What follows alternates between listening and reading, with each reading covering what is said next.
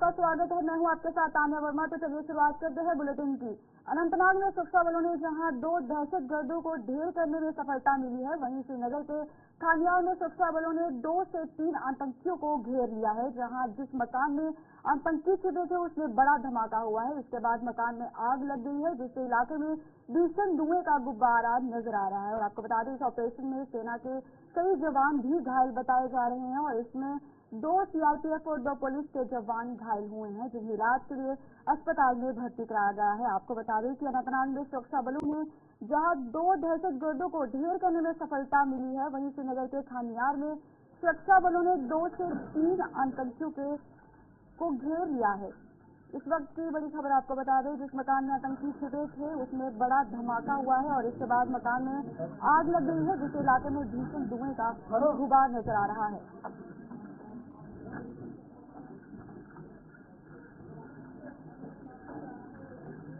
तो आपको बता दें कि जिस मकान में आतंकी छिपे हुए थे उसमें बड़ा धमाका हुआ है। तो चलिए हमारे साथ इरफान फाजिल जुड़ चुके हैं। इरफान, बताइएगा कि ताजा अपडेट क्या है? सूत्रों के हवाले से ये खबर मिल रही है कि ऑपरेशन जो है वो कंक्लूजन पर पहुंच चुका है और खासतौर पर जिस मकान में रिहाइश गाह में जिस तरीके से जो मिलिटेंट छुपे थे उनको मार गिराया गया है और उसे बताया जा रहा है कि एक मिलिटेंट हलाक हो चुका है। उसमें 4 पुलिस के एहलकार जो है वो जख्मी हो चुके हैं, जिनको इलाज मुआवजे के लिए बेस 90 हॉस्पिटल पहुंचाया गया है। ओवरऑल अगर हम देखेंगे तो फिलहाल सर्च एंड ऑपरेशन कंटिन्यूसली जारी है और साथ ही साथ बॉडी को भी रिकवर करने के लिए जो है पुलिस की वैन पहुंच चुकी है। इसके साथ साथ जिस मकान को आग लगाई गई है उसमें already fire and emergency services को भी तैनात कर दिया गया है ताकि उस आग को बुझाया जा सके। ओवरऑल सिचुएशन को हैंडल करने के लिए, लॉ एंड ऑर्डर को कंट्रोल करने के लिए पुलिस का जो अमला है वो यहाँ पर पहुंच चुका है और पूरे इलाके के साथ जांच पड़ताल जारी है। तानिया, ठीक है। तो इरफान, ये बताइएगा कि ये रहायशी इलाका है, तो आम लोगों की सुरक्षा के लिए क्या इंतजाम किए गए हैं?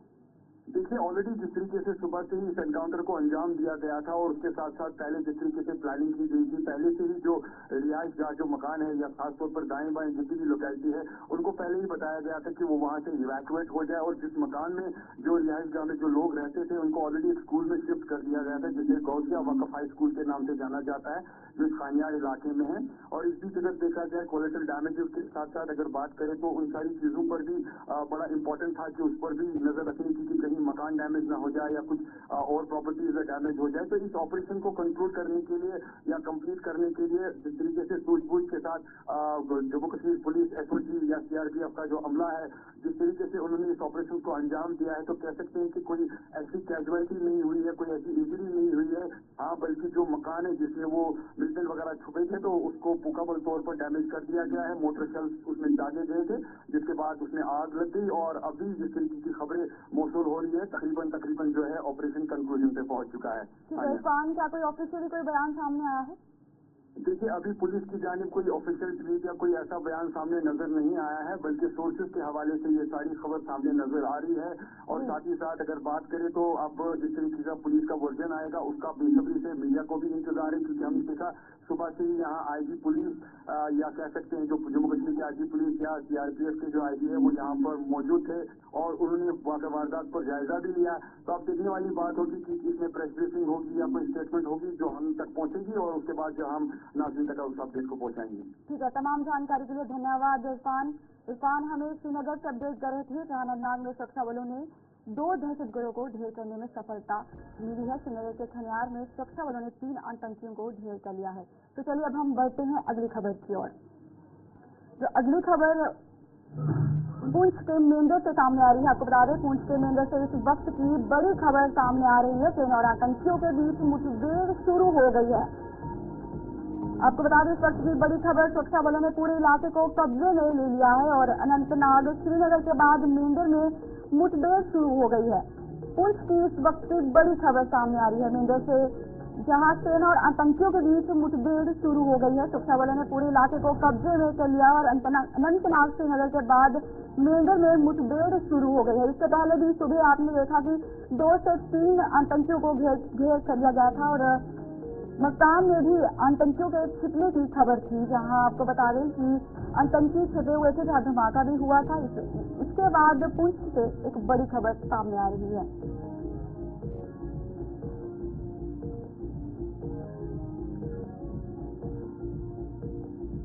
सेना और आतंकियों के बीच मुठभेड़ शुरू हो गई है। पुंछ के मेंढर से इस वक्त की बड़ी खबर, सुरक्षा बलों ने पूरे इलाके को कब्जे में कर लिया है। अनंतनाग श्रीनगर के बाद मेंढर में मुठभेड़ शुरू हो गई है।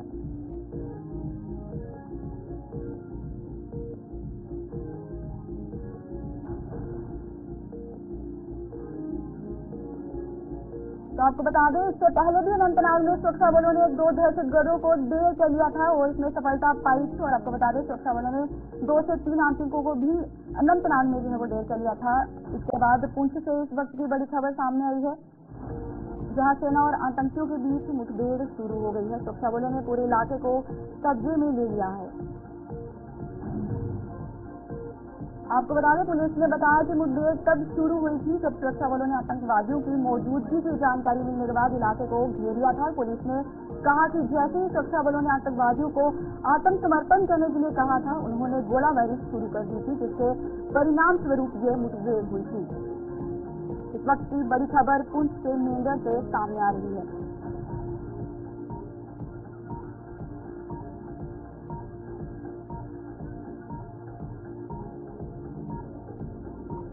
देखिए, सुबह से ही 3 जगहों पर मुठभेड़ जारी है। पहले अनंतनाग में, उसके बाद खामियार में और उसके बाद पुंछ में भी। आपको बता दें कि इस वक्त की बड़ी खबर।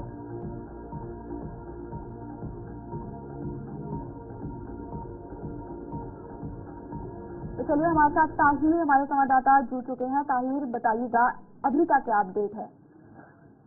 जी, मैं आपको बता दूं कि अगर हम बात करें, लगातार सिक्योरिटी फोर्सेज जो है वो अलग अलग जगह पे जो है सर्च ऑपरेशन चला रही है। वही आज बात करें कि मेंढर के 3 से 4 गाँव में जो है उस सिक्योरिटी फोर्सेज की जान से सर्च ऑपरेशन चलाया जा रहा है और बड़े पैमाने पर सर्च ऑपरेशन चलाया जा रहा है, जहाँ जो है सिक्योरिटी फोर्सेज की अलग अलग टुकड़ियां जो है वो तैनात की गई है। सारे इलाके को संभाला जा रहा है। जी ताहिर, बताइएगा कि इससे पहले भी काफी ये खबरें जो है सुनने को मिली थी, और ये चारों रेंसिल इलाका है, यहाँ कोई जंगली इलाका है?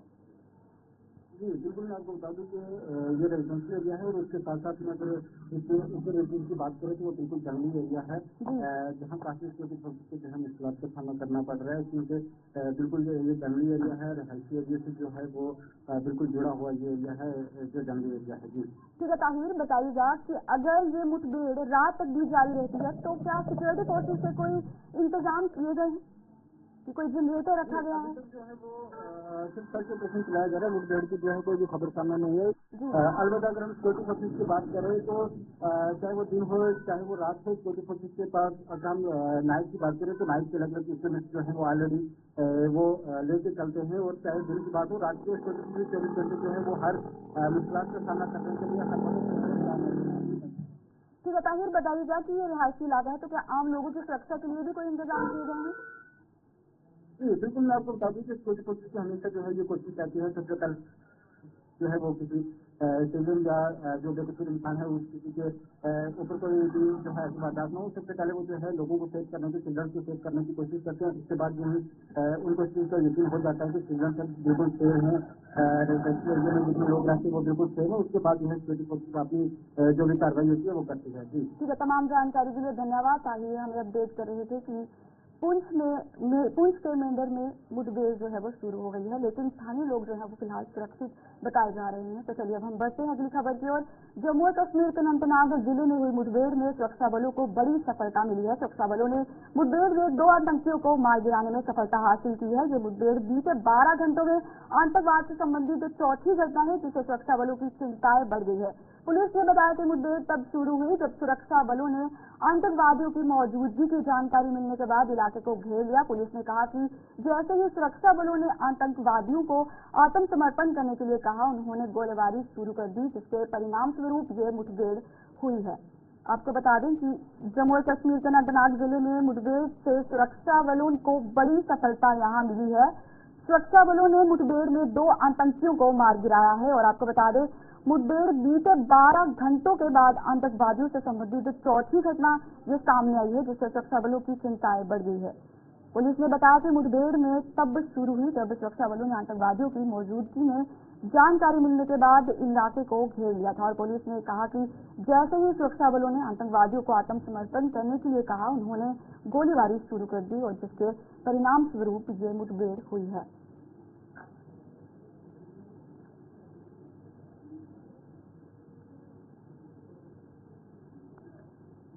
चलिए हमारे साथ पीर मुजफ्फर इस समय जुड़ चुके हैं। पीर, हमें बताइएगा कि फिलहाल का क्या अपडेट है? बता दूं आपको, जो ये दक्षिण कश्मीर के जो ये हालन कुकरनाग साइड है, हालन कुकरनाग, जहाँ पे सुबह सिक्योरिटी फोर्सेस को एक इतला मिली थी कि इस जंगली एरिया में कुछ मिलिटेंट ट्रूप की मूवमेंट पाई गई थी, तो तुरंत उसी वक्त उन्होंने बॉर्डर से ऑपरेशन वसी कर दिया और बिलासपुर की सिक्योरिटी फोर्सेस उस कच्चे मुकाम की ओर जाने लगे जहाँ पे पहले ही मिलिटेंट ट्रूप ने पनाह ली थी। उन्होंने उन पर फायर खोला और ये फायर एक एनकाउंटर में तब्दील हुआ और दुतरफा गोलाबारी में सिक्योरिटी फोर्सेज ने 2 मिलिटेंट को मार गिराने का दावा भी किया है। और कुल मिलाकर इस वक्त जो ताजा तरीन सिचुएशन है वो ये कि सिक्योरिटी फोर्सेज ने मजीद डिप्लॉयमेंट को यहाँ पे सख्त कर दिया और पूरे घेराबंदी को भी यहाँ पे बढ़ा दिया गया है। जितने भी यहाँ पे दाखिल और खारजी रास्ते यानी कि एंट्री एग्जिट पॉइंट, उनको भी यहाँ पे बंद कर दिया गया। और साथ ही में बता दूं, इस वक्त पैरा कमांडो की खदमात भी हासिल की, जिसके साथ स्नैपर डॉग्स को भी यहाँ पे अब लगाया गया है। और कहीं न कहीं सिक्योरिटी फोर्सेज की ये पोस्ट है जो सुबह जो मामला पेश आया, 2 या 3 या 4 मिलिटेंट हो सकते हैं, जिनमें से उन्हें 2 को मार गिरा है। लेकिन अब सिक्योरिटी फोर्स को ये लग रहा है कहीं न कहीं और भी कुछ मिलिटेंट यहाँ पे पनाह ले सकते हैं और उनको ढूंढ निकालने के लिए फिलहाल जितनी भी सिक्योरिटी फोर्सेज की जो डिप्लॉयमेंट है, टुकड़ियां हैं, उनको वहाँ पे डिस्ट्रीब्यूट किया गया है। और बता दूं, चैलेंजेबल रास्ता भी कहीं कहीं कठिनाई को रास्ता भी ये है क्योंकि डेनिस फॉरेस्ट है, यहाँ पे घना जंगल है, जिसके कारण सिक्योरिटी फोर्स भी अब ऊपर कदम आगे डाल रहे हैं। तो कुल मिलाकर मैं बता दूं तानिया, अगर हम इस क्षेत्र की बात करें, इससे ये एनकाउंटर ज्यादा माना जा रहा है कि कुछ दिन पहले यहाँ पे जो एक टेरिटोरियल आर्मी से वापस जवान, उसकी जो डेड बॉडी वो इसी जंगल से सिक्योरिटी फोर्सेस को मिली थी और उसी दिन से ही सिक्योरिटी फोर्सेस ने इस एरिया को एक मार्टिव बनाया और मिलाकर आज सुबह लगभग 11 बजे के करीब यहाँ पे जो मुठभेड़ हुई, जिस मुठभेड़ में सिक्योरिटी फोर्सेज 2 मिलिटेंट को मार देने का दावा किया। अब देखना यह है कि लगभग 10 से 12 घंटे बीत गए हैं और कितना टाइम लग सकता है। लेकिन फिलहाल ये मैं बता दूं, इस वक्त जो सिक्योरिटी फोर्सेज की जो डिप्लॉयमेंट है उसको और वृद्धि कर जी, आतंकी की पहचान हो पाई है कि वो फॉरेनर है कि लोकल है? जी तानिया, अभी तक उस हवाले से कोई पुष्टि नहीं हो रही है कि आया कि ये लोकल है या बाहर के हैं। लेकिन अब देखना यह है कि अब क्योंकि अब सुबह तस्वीर साफ होगी, क्योंकि फिलहाल मुझे लग रहा है कि ये डेनिस फॉरेस्ट है, दूसरा चैलेंजेबल रास्ते भी है, यहाँ पे जो कठिनाई आती है सिक्योरिटी फोर्स को। और मुझे लग रहा है कि शायद अगर ज्यादा यहाँ पे की बता दूं, अब रात के समय आने वाला है, सिक्योरिटी फोर्सेज कहीं हाल्ट पर रख सकता है ऑपरेशन, ये तो हम नहीं बता सकते हैं। लेकिन कहीं ना कहीं सुबह पता चलेगा जब दोबारा यहाँ पे जो रणनीति अपना सिक्योरिटी फोर्स ने उसको फिर से यहाँ पे रिज्यूम करेगी। जी तानिया, तमाम जानकारी के लिए धन्यवाद। पीर मुजफ्फर हमें अपडेट कर रहे थे कि सुरक्षा बलों को बड़ी सफलता मिली है, 2 आतंकियों को मार गिराने में बड़ी सफलता मिली है। तो चलिए अब हम बढ़ते हैं अगली खबर की ओर। केंद्रीय रक्षा मंत्री राजनाथ सिंह ने जम्मू कश्मीर में हो रहे आतंकवादी हमलों को दुर्भाग्यपूर्ण करार दिया है और उन्होंने कहा है कि सुरक्षा बल आतंकियों को मुंह तोड़ जवाब दे रहे हैं। राजनाथ सिंह ने दावा किया है कि घाटी में हमलों की संख्या में उल्लेखनीय कमी आई है। यूपी के कानपुर में पत्रकारों से बात करते हुए सिंह ने कहा कि पहले की तुलना में हमलों की संख्या कमी आई है और हमारे सुरक्षा बल सतर्क है और ऐसी स्थिति बनेगी कि जम्मू कश्मीर से आतंकवादी गतिविधियां पूरी तरह से खत्म हो जाएंगी और राज्य का तेजी से विकास होगा। उन्होंने कहा जो हमले हुए हैं वो दुर्भाग्यपूर्ण थे, हमारे सुरक्षा बलों ने मुंह तोड़ जवाब दिया है और कई आतंकवादी मारे गए हैं।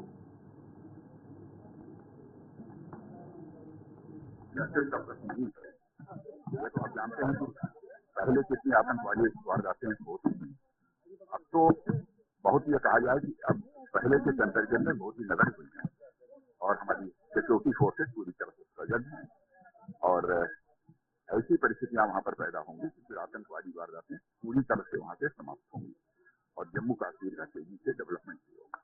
मैं देखो ऐसा यह नहीं कह सकता कि बहुत बढ़े हुए हैं, लेकिन जो भी हुए हैं, 2-3-4 घटनाएं हुई हैं वो निश्चित रूप से दुर्भाग्यपूर्ण है और हमारी सिक्योरिटी फोर्सेज पूरी तरह से सजग हैं और उसका जवाब भी दे रही है। ऐसा नहीं है कि उसका जवाब नहीं दिया जा रहा है, बहुत सारे टेररिस्ट मारे भी है। लेकिन भारत का जहाँ तक प्रश्न है, भारत अपने सभी पड़ोसी देशों के साथ अपने रिश्ते अच्छे बनाकर रखना चाहता है और भारत और चीन के बीच लगातार 1.5 साल की बातचीत चल रही थी, आर्मी के लेवल पर भी और डिप्लोमेटिक लेवल पर दोनों स्तर पर बातचीत चल रही थी। समाधान हो चुका है और साथ ही साथ अब जंचों पर तो पेट्रोलिंग का सिलसिला प्रारंभ हो गया है, भारत का भी और चाइना का भी, जिस रूप में होना चाहिए। और वैसे ही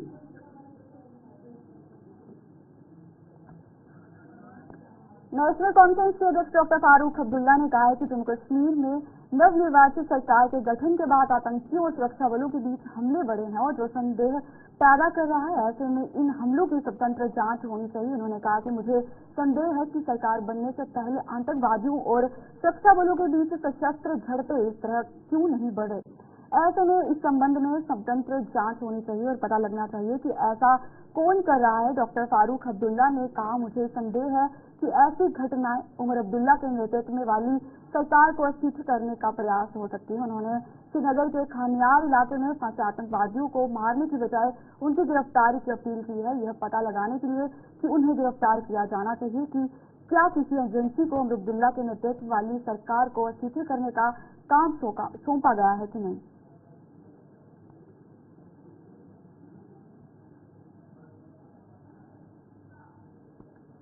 रियासी जिले की तहसील चासना के चमेलू मोड़ इलाके के करीब उस समय भीषण सड़क हादसा पेश आया जब वाहन चालक के नियंत्रण से बाहर होकर गहरी खाई में गिर गई। इस हादसे में 3 लोगों की दर्दनाक मौत हो गई है। मृतकों में 18 महीने का बच्चा भी शामिल है, जबकि इस हादसे में 3 लोग भी घायल होने की खबर सामने आई है।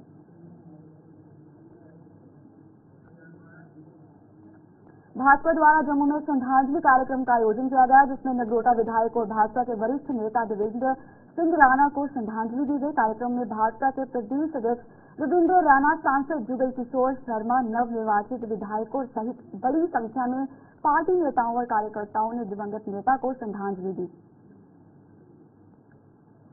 पार्टी के शीर्ष नेता और जम्मू की आवाज जिस प्रकार से हमारे देश में चली गई, उनको आज श्रद्धांजलि देने के लिए भारतीय जनता पार्टी कार्यालय में आयोजन हुआ था। सभी की आंखें नम हैं और सभी उनके जाने से दुखी हैं। आज सभी ने उनकी याद में यहाँ पर कोई आने वाले समय में मने इस प्रकार का एक निर्णय लिया है और एक बड़ी जनसभा भी उनके लिए हो, इस प्रकार की बात कही गई। वो हमेशा से हमारे दिलों में रहेंगी और कार्यकर्ता और खास करके आम व्यक्ति के दिल में जिस प्रकार से वो उतर जाते थे, उनकी एक विशेषता थी। जम्मू उनके जाने से रिक्त हुआ है। उनके परिवार के प्रति संवेदना तो व्यक्त करते ही हैं, लेकिन ऐसी शख्सियत बार बार जम्मू को नहीं मिलेगी। इस प्रकार सुप्रसिद्ध सहायक प्रशिक्षण केंद्र में भव्य दीक्षांत परेड का आयोजन हुआ। दीक्षांत समारोह में सीमा सुरक्षा बल के अपर महानिदेशक पुनीत रस्तोगी मुख्य अतिथि के रूप में शामिल हुए। उन्होंने दीक्षांत समारोह की परेड की सलामी ली और परेड का निरीक्षण किया।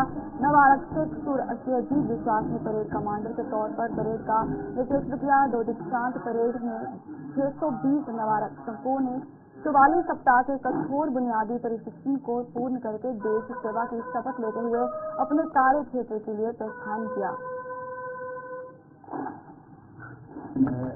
बाकी इंडोर क्लासेज होती हैं, आउटडोर क्लासेज होती हैं, वही ट्रेनिंग दी गई है और जिसके लिए वो ट्रेनिंग का जो ऑब्जेक्टिव है वो ये है कि उनको एक कुशल और सक्षम एक जवान के रूप में उनको तैयार किया जा सके। और ये ट्रेनिंग बहुत सालों से चल रही है और बहुत सारे इसमें परिवर्तन किए गए हैं और हमने ये पाया है कि जो ट्रेनिंग दी जाती है वो उनके लिए काफ़ी है, जो जिस तरह की ड्यूटी उनको अंजाम देनी है। और बाकी हर एक क्षेत्र की अपनी अपनी चुनौतियाँ हैं, चाहे पाकिस्तान बॉर्डर हो, बांग्लादेश बॉर्डर हो, नक्सलवाद हो, आपदा प्रबंधन हो। पुंछ के डिप्टी कमिश्नर विकास कुंडल ने सुरनकोट का दौरा किया। इस दौरान उन्होंने उपजिला अस्पताल सुरनकोट का दौरा किया और अस्पताल का भी दौरा किया। इस दौरान उन्होंने अस्पताल की व्यवस्था और मरीजों को दी जाने वाली स्वास्थ्य सुविधाओं का भी निरीक्षण किया। इसके साथ ही उन्होंने उपजिला अस्पताल के नवनिर्मित भवन का भी निरीक्षण किया तथा इमरजेंसी का भी निरीक्षण किया। उन्होंने अस्पताल में भर्ती मरीजों से भी बातचीत की और उन्हें मिलने वाली स्वास्थ्य सुविधाओं की भी जानकारी ली। उन्होंने बताया कि मरीजों की वास्तविक जरूरतों को पूरा करने के लिए उपजिला अस्पताल में अतिरिक्त डॉक्टरों की तैनाती के लिए पुंछ के मुख्य चिकित्सा अधिकारी के साथ चर्चा की जाएगी। प्रोग्रेस की इंस्पेक्शन की है और कुछ पेशेंट से भी बात की है कि उनको किस तरह की सर्विसेज यहाँ मिल रही हैं और जन औषधि का भी दौरा किया है। ओवरऑल अच्छी सर्विसेज दी जा रही हैं। यहाँ पे एक ऑप्थेल्मोलॉजिस्ट की कमी बताई गई है और एक ऑर्थोपेडिक्स की कमी बताई गई है। तो इन चीज़ों का हम जाके डिस्ट्रिक्ट एडमिनिस्ट्रेशन में जाके सीएमओ साहब से बात करके इनको बेटर डॉक्टर्स प्रोवाइड करने की कोशिश करेंगे। साथ में जो सिविल स्ट्रक्चर बन रहा है यहाँ पे उसकी प्रोग्रेस भी अच्छी चल रही है। अगले 2 महीने में एक एडिशनल जो कैजुअलिटी ब्लॉक है वो यहाँ मिल जाएगा और 2 OT मिशन अवेलेबल है, उसके भी पेशेंट केयर में यहाँ पे। भारत पाकिस्तान नियंत्रण रेखा पर स्थित पुंछ में भाई बहनों के प्रेम में प्रतीक भाई दूज के त्योहार को स्थानीय महिलाओं ने क्षेत्र में देश की सुरक्षा के लिए तैनात सीआरपीएफ के जवानों के साथ मनाया। स्थानीय महिलाओं ने सीआरपीएफ के 38 पे वाहिनी के जवानों के माथे पर तिलक लगाकर उनकी लंबी आयु की प्रार्थना की। जवानों को टीका लगाने वाली महिलाओं का कहना है कि अपने घरों से दूर इन भाइयों को भाई बहन के प्रेम में त्योहार पर अपनी बहनों की कमी का एहसास न हो, इसलिए वो अपने इन भाइयों के साथ भाई दूज मनाने आई हैं और देश की सुरक्षा में लीन इन भाइयों के माथे पर तिलक लगाकर इनकी लंबी आयु के लिए भगवान से प्रार्थना की है। आज हम भाई दूज का त्योहार मनाने के लिए अपने फौजी भाइयों को यहाँ पे भाई दूज का टीका लगाने के लिए आई हूँ। सबसे पहले तो मैं अपने फौजी भाइयों को उनको विश करूंगी हैप्पी भाई दूज का, ताकि उनको अपनी बहनों की कमी महसूस न हो। वो भी अपने घर परिवार छोड़ के यहाँ पे अपनी ड्यूटी हमारे रक्षा के लिए ड्यूटी करने आए हैं। उनको अपनी बहनों की कमी महसूस न हो, इसलिए आज हम भाई दूज के उपलक्ष्य से आज हम उनको टीका लगाने के लिए आए हैं। Hazarilal sector command 38 battalion CRPF. जैसा कि आप जानते हैं आज भाई बहन का जो पर्व है भैया दूज, जो कि भाई को और बहन को दोनों को इंतजार रहता है कि भाई बहन के पास पहुंचे या बहन भाई के पास पहुंचे। लेकिन हमारी ये ड्यूटी के जो देखते हुए ये पूरा इलाका पुंछ डिस्टर्ब इलाका है, LOC है, आतंकवाद क्षेत्र है, जो कि सभी लोग अपने अपने बहनों के पास नहीं पहुंच पाते हैं। हमारी बहन है जो पुंछ से आई है, जो भाई हमारे यहाँ है उपस्थित है, सीआरपीएफ के जितने भी अधिकारी हैं जवान हैं, उनकी बहन की कमी पूरा करने के लिए पुंछ से आई हैं। इन्होंने हमारी लंबी उम्र के लिए कामना की है, माथे पर तिलक लगा के अच्छे स्वास्थ्य की कामना की है।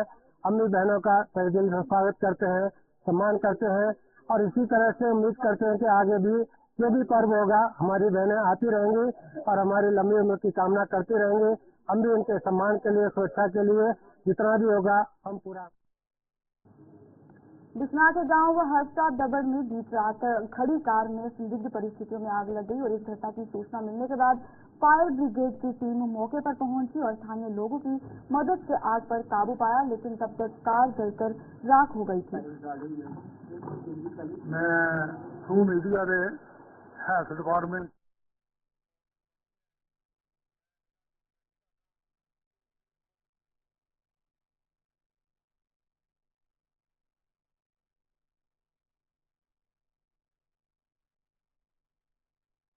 हाल इतना ही, मुझे दीजिए इजाजत, नमस्कार।